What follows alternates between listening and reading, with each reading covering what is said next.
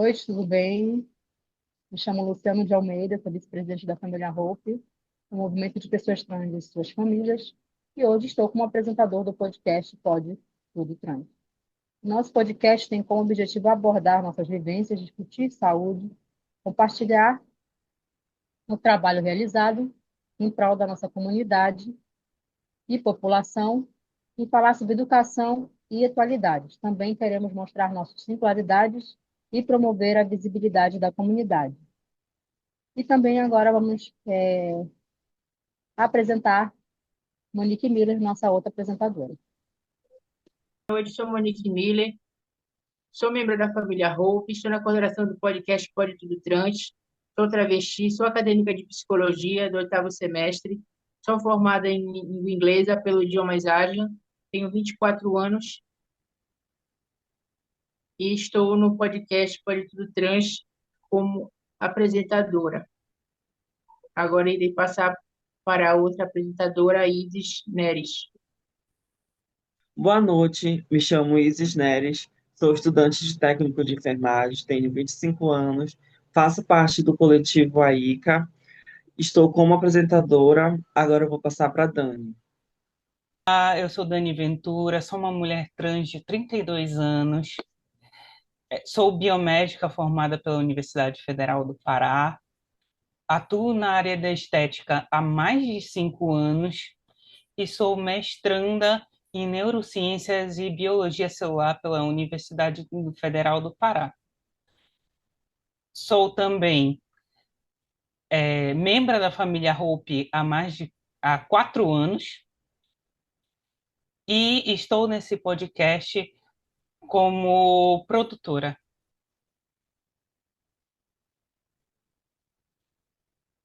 Boa noite, tudo bem? Hoje Boa iremos noite. entrevistar Tamires Nunes. Tamires, se apresente, por favor. Boa noite a todas as pessoas que estão acompanhando aqui com a gente hoje. Eu sou Tamires Nunes. Eu vou fazer uma breve autodescrição. Sou uma mulher branca, de cabelos quimicamente loiros, cacheados na altura dos ombros. Estou com um cachecol branco e uma blusa de crochê colorida. Ao meu fundo tem uma estante com vários nichos, com flores, porta-retratos e um pedaço do teto branco. Eu estou com uma argola nas orelhas, né? Um brinco de argola e uma maquiagem suave. Eu sou mãe da Agatha Maria, que é uma linda menina trans de 10 anos de idade.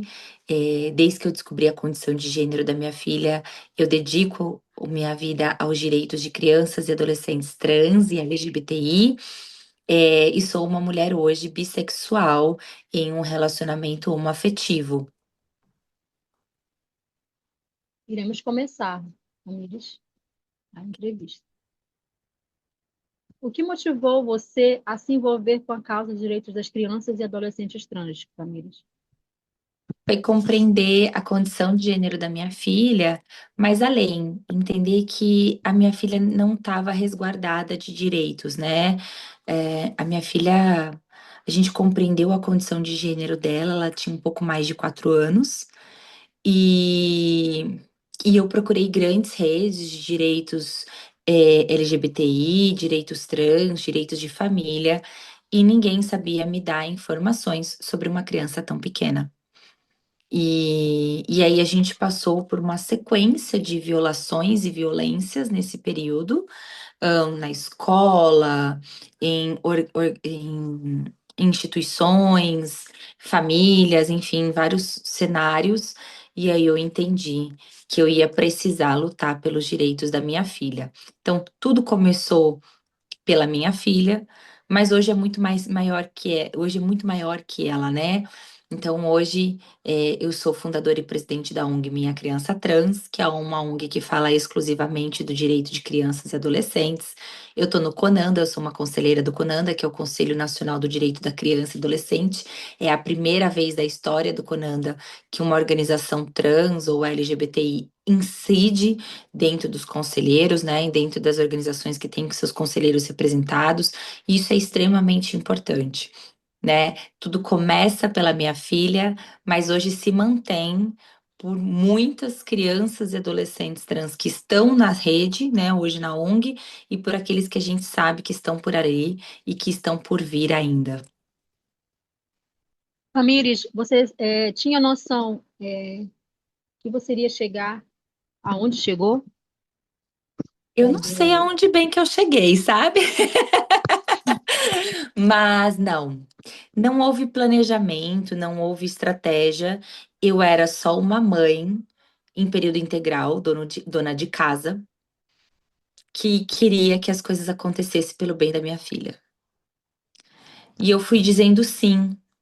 E aí foi se somando a minha filha e mais uma criança, a minha filha e a filha do fulana, a minha filha e o filho do ciclana, e foi se somando filhos e filhas e filhos nessa história. Mas nada até hoje teve um planejamento. Ah, eu vou fazer isso estrategicamente. As coisas foram acontecendo e eu fui sendo levada.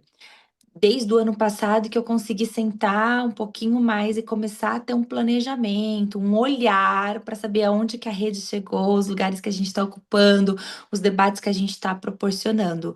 Mas até então, eu só fui dizendo sim e as coisas foram acontecendo. Sim aos convites, sim a entender a importância de algumas lutas, sim a necessidade de ocupar alguns espaços, sim a poder falar em entrevistas, sim a poder dar visibilidade ao tema. Eu só fui dizendo esses sims e as coisas foram acontecendo. Como você acredita que a sociedade pode se tornar mais acolhedora para as crianças trans? De que maneira? Entendendo que as pessoas trans não são uma decisão.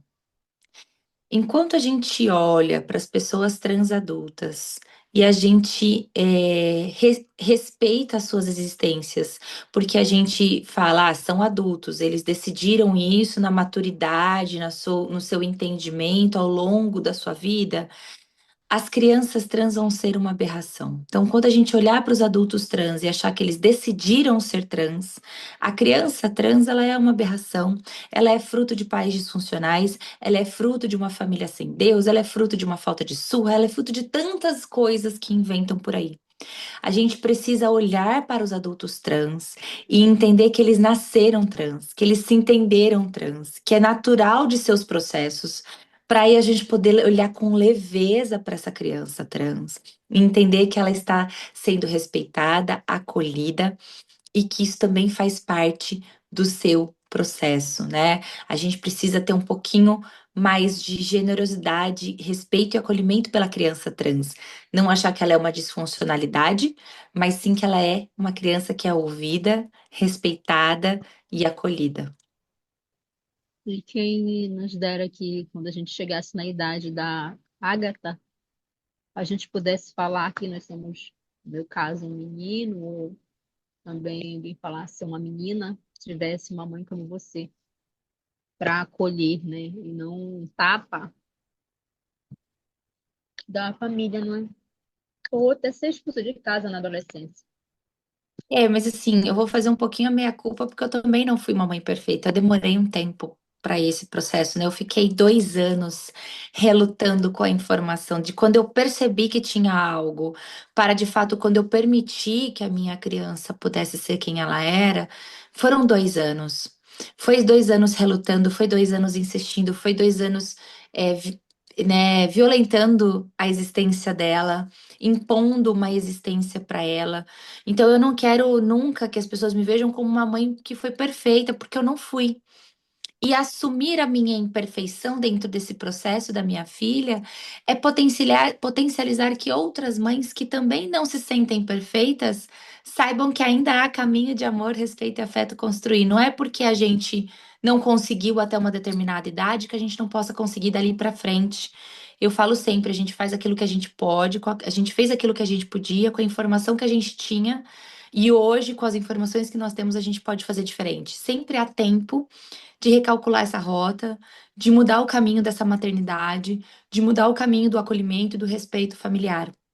Então, é claro, a Agatha é uma criança muito feliz em eu ter ainda respeitado já numa primeira infância, é, mas não quero também ter uma visão de que eu respeitei sempre, porque não é a verdade. né? Eu tive o meu momento de negação, eu tive o meu momento de punição, eu tive vários momentos difíceis nessa jornada. É, E eu gostaria que nenhuma criança passasse por nenhum deles, né? Nenhuma pessoa trans passasse em nenhum momento, sendo criança, sendo adolescente, sendo adulto, passasse por nenhum deles.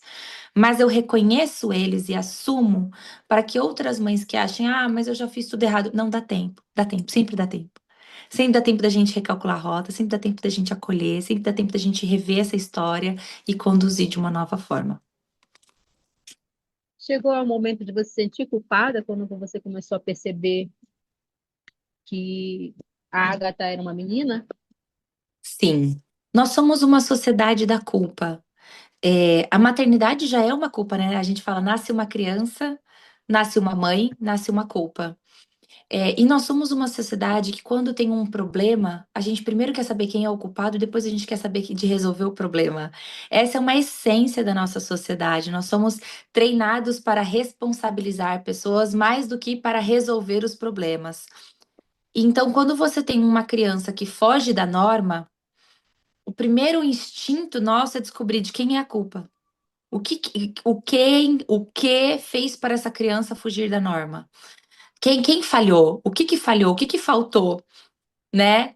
E aí só depois, quando você faz essas perguntas e entende que nada falhou, que nada faltou, você consegue compreender a naturalidade da criança e aí você consegue compreender que não é um erro fugir da norma, né? É só uma outra possibilidade de existência, e você consegue amadurecer um pouquinho mais. Mas num primeiro momento, sim, eu me senti culpada. Eu falei, aonde foi que eu errei? Antes de descobrir a gestação dela, eu tive um episódio de alcoolismo, né? Bebi um pouquinho a mais, e cheguei pro médico, perguntei, foi aquele porre que eu tomei? Eu não sabia que eu tava grávida. E aí o médico falou, não, não foi, não tem nada a ver, não tem relação, foi uma vez só que você bebeu na gestação, imagina. Aí fiquei pensando e tentando avaliar, né, rever todos os episódios da minha maternidade, saber aonde que eu tinha falhado. E aí eu descobri que eu não falhei em lugar nenhum. E eu descobri que não haviam falhas para ter uma criança trans ou uma criança LGBT, né? Que, na verdade, ela não é fruto de falhas. Ela, pelo contrário, ela é fruto de amor. E amor não é falhar, amor é respeito, amor é acolhimento, né? Isso não é uma falha. Pelo contrário, é uma dádiva dentro de uma família. Mas eu tive esse processo de culpa, sim, que foi um processo muito intenso.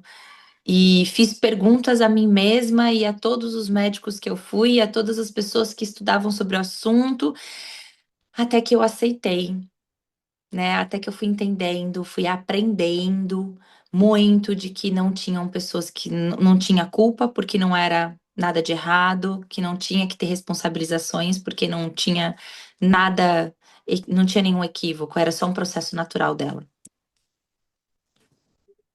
Que orientação você daria para os pais que estão observando que tem um filho trans em casa? Primeira coisa é acolham. Entendam que o tempo é o tempo da criança, não é o seu, não é o da escola, não é de outros familiares. O tempo é sempre o tempo da criança. É, e principalmente, busquem rede de apoio. É fundamental a rede de apoio. É um processo muito delicado. A maternidade e a paternidade de uma criança, de um adolescente ou até mesmo de um adulto que foge a esse padrão cis heteronormativo, né? Então, uma pessoa trans, uma pessoa LGBT, não é uma maternidade e paternidade ensinada nas redes, não é referenciada nos livros, não é visto na nossa família e a gente se perde. A gente fica sem saber o que fazer. Muitas vezes os nossos filhos são o único da família, o único da escola, o único do bairro, o único da cidade. E aí a gente fala o que está acontecendo e a gente não sabe que caminho seguir por falta de referência, por falta de informação. Então, pais, mães, né, familiares, busquem informação, busquem aprender tudo que vocês puderem aprender sobre as vivências LGBT, para também se despedir, né, se despir dos seus preconceitos, por mais que muitos achem que não tem preconceito, a gente sempre tem os nossos preconceitos, e rede de apoio. Conversa entre pares, ONGs como a Minha Criança Trans, né, como a nossa ONG, como outras redes que têm grupos de famílias, Ninguém precisa passar por esse processo sozinho. E quando a gente se une, nós ficamos muito mais fortes, muito mais preparados para ajudar os nossos filhos. É um equívoco a gente achar que uma criança vai ficar bem se o pai e a mãe, ou se a mãe, ou o responsável legal não estiver bem. Então, muitas vezes, é ajudando essa família que a gente ajuda a criança. A gente não vai conseguir ajudar diretamente a criança, mas se a gente der informação para a família, se a gente trouxer consciência para a família, se a gente der segurança para a família, se a gente aguentar o tranco junto com a família, esta família vai conseguir ser o suporte do processo da criança. Né? Então, esta rede de apoio para as famílias, para que as famílias sejam a rede de apoio da criança, ela é fundamental, né? Então, ninguém precisa passar por esse processo sozinho. Aprendam, se informem, busquem redes de apoio e entendam que este processo é da criança de vocês, é do adolescente ou do filho, filha e filha de vocês. O nosso papel é dar suporte, é dar acolhimento, é escutar e respeitar sempre o tempo deles. Que papel as escolas devem desempenhar na inclusão das crianças trans? Papel de respeito, mas mais que isso, de proteção. A escola da minha filha teve uma situação, e aí o diretor me chamou para falar tudo que ele faria caso acontecesse uma violência com ela. E aí eu olhei para ele e falei assim: mas eu não quero saber o que você vai fazer caso ela sofra uma violência. Eu quero saber o que você vai fazer para ela não sofrer uma violência. Né? É disso que estamos falando, dessa proteção, prevenção. A gente às vezes espera a grande tragédia acontecer, o bullying acontecer, a violência acontecer para ir socorrer essa criança que foge da norma dentro das escolas. E as escolas têm que fazer um trabalho preventivo para que não aconteça. E é muito mais trabalhoso fazer um trabalho preventivo do que fazer um trabalho reativo. Dá mais trabalho, né? A gente tem que pensar mais, a gente tem que elaborar mais, mas ele é extremamente necessário e ele pode salvar vidas. Eu quero te agradecer. E agora a gente vai passar para a Isis Neres, que virá também fazer algumas perguntas, tá bom? Ok, Bom, obrigada, Luciana. Foi um prazer. muito obrigada. Boa noite, Boa me noite, chamo Isis. Isis Neres. Vou fazer algumas perguntas para você. Ok. Você pode compartilhar um momento marcante que tenha vivido ao longo da sua trajetória como ativista? Eu vivi muitos momentos. Eu vou separar dois. Um é o nosso bloco Crianças e Adolescentes Trans Existem, que a gente realiza na Parada do Orgulho do LGBTI de São Paulo. Esse ano a gente reuniu 240 famílias de crianças e adolescentes. A gente tinha mais de 59 crianças e adolescentes trans dentro do bloco. E ver essas crianças reunidas, ver essas famílias unidas, é uma potência que me emociona, que me comove e que me fortalece para continuar a luta. Passar pela avenida gritando, né, que crianças e adolescentes trans existem, que os nossos filhos precisam e merecem respeito, acolhimento, e ver as pessoas aplaudindo, ver algumas pessoas ao longo do percurso chorando, né, se emocionando com a nossa passagem. É algo assim inexplicável. É de uma emoção, de uma potência que a gente já está no quarto ano. Nós começamos, né, há 4 anos atrás, já estamos na quarta edição e cada edição é uma mais potente que a outra, é uma mais importante que a outra. É assim surreal a emoção de estarmos unidos. Mas também teve, o ano passado, a gente fez um mutirão de retificação de nome e gênero de crianças e adolescentes, aonde nós retificamos gratuitamente na justiça 106 crianças e adolescentes trans do Brasil inteiro, né? Foi uma emoção receber essas 106 famílias, ver audiência por audiência acontecer.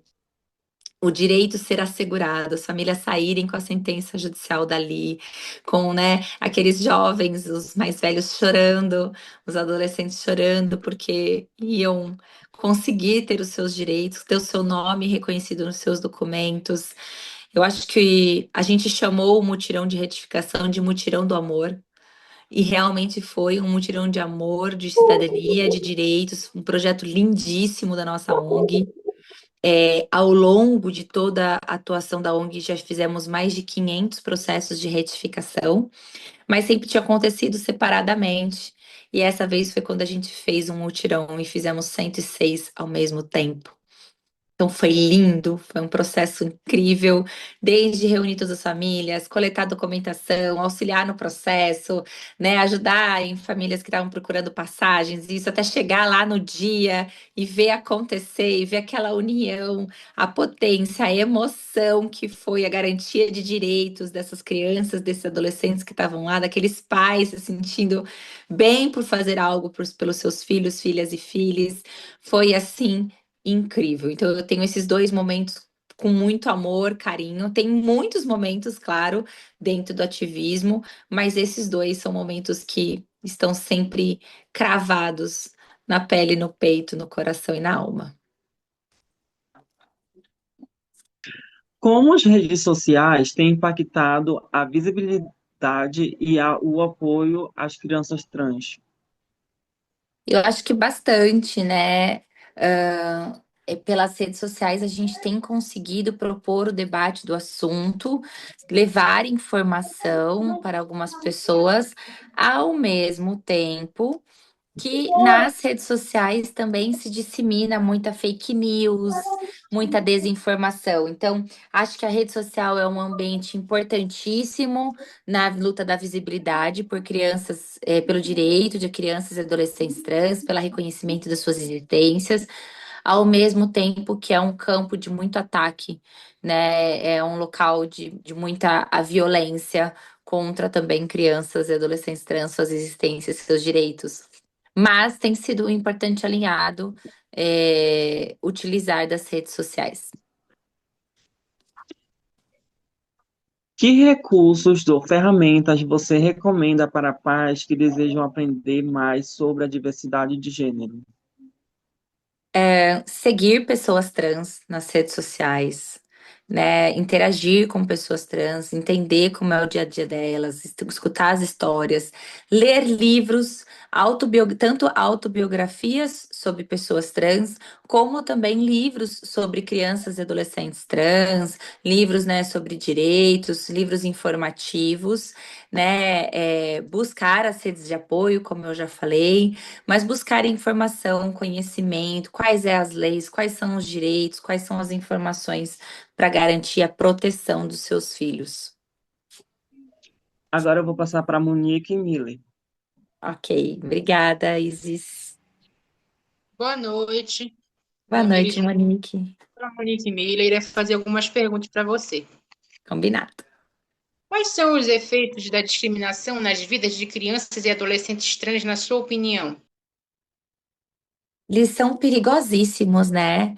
Eles vão desde o pior efeito, que é a criança suicidada, a criança violentada fisicamente, a criança violentada emocionalmente, como traumas que vão perdurar a vida toda, né? Tem traumas que essas crianças e adolescentes sofrem e que dificilmente vão sair, né, das suas vidas, das suas memórias, dos seus psicológicos.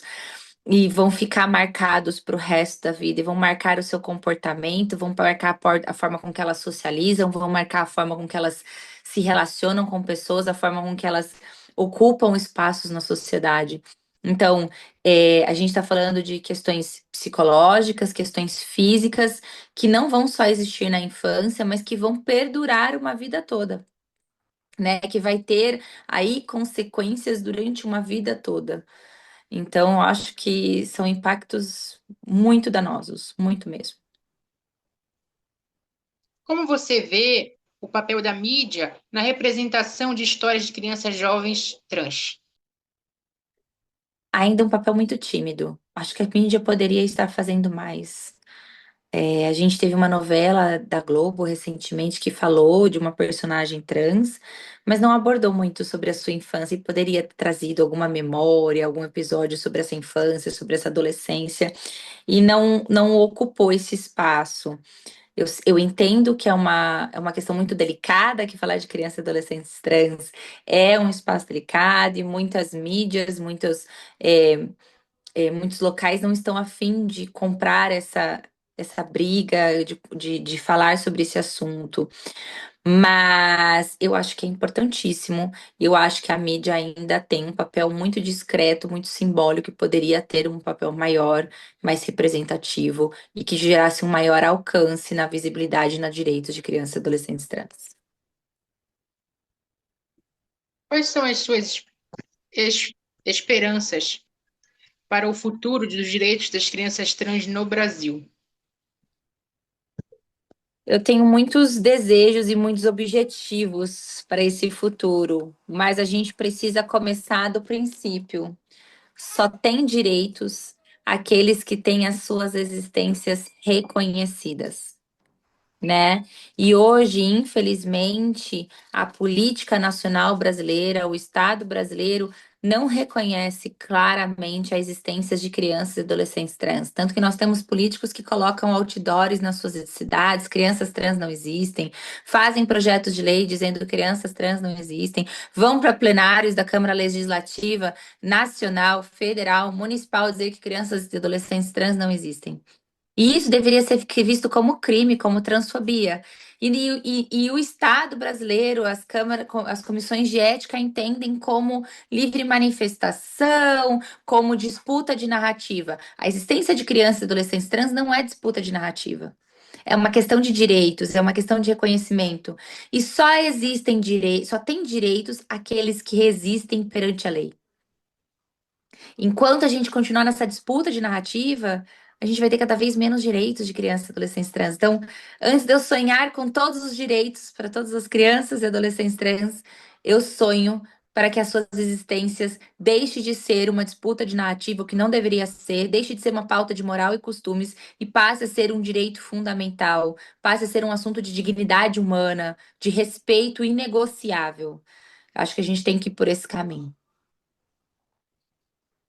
Gostaria de agradecer você ter respondido as minhas perguntas. Agora eu ia passar para o vice-presidente da família Roupa, Luciano de Almeida. Obrigada, Monique, foi um prazer. Foi uma honra, imensa você estar aqui conosco esta noite. E agradecer muito, muito, muito a você. Dizer que a gente tem um carinho imenso por você, uma admiração muito grande, que a natureza e o universo só lhe tragam bênção, muita saúde a você, muita força para que você possa nos ajudar, porque ajudando uma criança, você também está nos ajudando, está ajudando a gente, porque é muito doloroso a gente tenha podido ser quem somos na fase adulta. Se a gente puder mudar as nossas histórias, mudar a história, que a criança possa, né, o adolescente possa dizer quem é e que a família possa estar com ele, seria o melhor presente para nós adultos, porque não é escolha. Se a gente fosse escolher, nós não escolheríamos, sinceramente, sofrer. Então, eu quero te agradecer muito, que você tenha muita saúde, que você tenha muita força. Não ligue para as pessoas, porque eu sei que mexe com a gente diz que não. Ah, eu não vou ligar, mas acaba. Eu sei que tem muito texto, muitas frases pesadas para você, mas eu também quero, do fundo do meu coração, lhe agradecer, porque você poderia muito bem lutar só pelo direito da sua filha, mas você decidiu, você teve você teve esse direito de poder decidir se você ia lutar por nós. Então, cada vez que você luta por uma pessoa trans, por uma criança, por um adolescente, você está lutando por mim também. Meu muito obrigado. E boa noite a você. Obrigada, Luciano. Suas palavras me emocionam. Eu desejo muito afeto, muita saúde, prosperidade para todos vocês e também para toda a família Hope, que os nossos caminhos continuem se cruzando com muito respeito, em momentos bons, em momentos também de luta. Obrigada pelo carinho mesmo. E é isso, a gente está juntos nessa luta, né? Eu acho que o inimigo a gente já sabe quem é. Entre nós, a gente tem que se unir, se fortalecer e seguir. Muito obrigada mesmo pelo carinho, pela oportunidade de estar aqui com vocês. Me chamem sempre que precisarem. Muito obrigada. Pois é, gente. Boa noite. Mais uma entrevista. Tchau, tchau.